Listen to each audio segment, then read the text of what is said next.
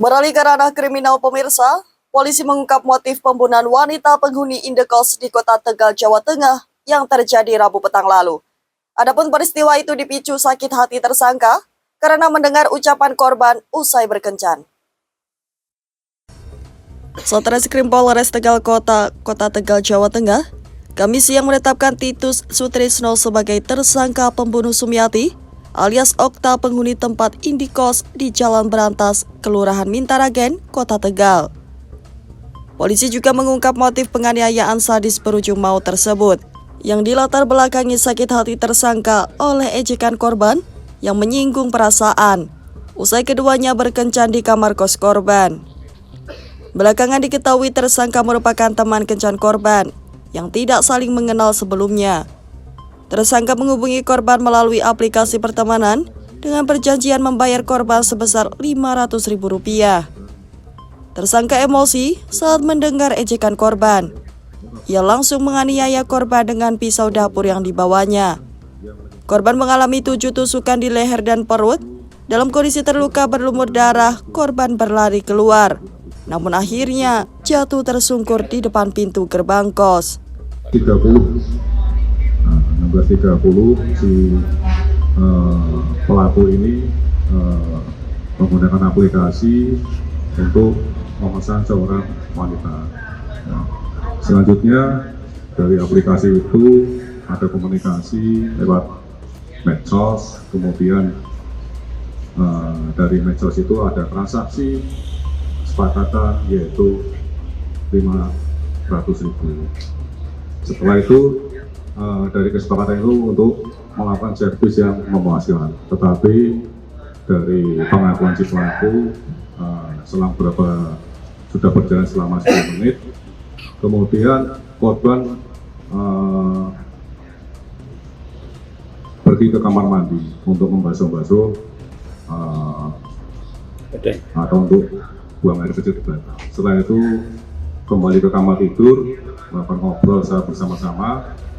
Ada kata-kata yang tidak enak kepada wanita itu, yaitu mohon maaf ya, intinya baru satu kali kok belum maksimal. Ya paham lah rekan-rekan ini. Dan seperti itu kemudian terjadilah sesuatu yang ada di dalam kamar kos itu,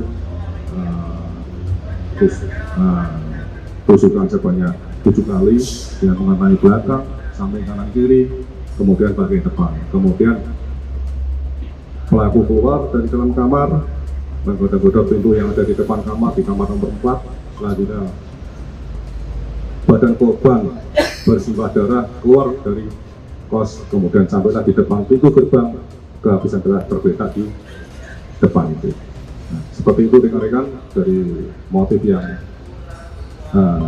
dilakukan oleh pelaku melakukan pembunuhan dan penganiayaan yang mengakibatkan meninggalnya orang itu karena sakit hati, pelayanan tidak memuaskan, seperti itu.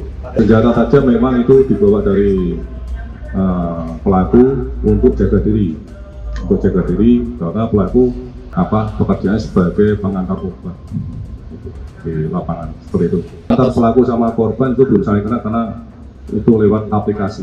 Korban di situ kurang lebih ada 1 tahun sudah kos di situ. Korban yaitu warga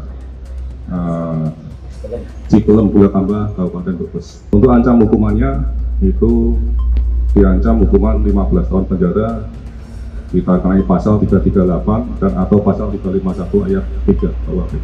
Ini pisau yang digunakan oleh pelaku untuk menyayat korban sebanyak 7 kali kurang lebih. Dan ini pakaian korban yang pada waktu itu digunakan yang ada di depan gerbang tergeletak bersimbah darah. Dan ini sandal yang kami temukan di dalam TKP yang sudah juga bersimbah darah pada waktu itu juga akan digunakan seperti itu. Kalau pelaku yaitu saudara T, warga Jalan Bandung Timur.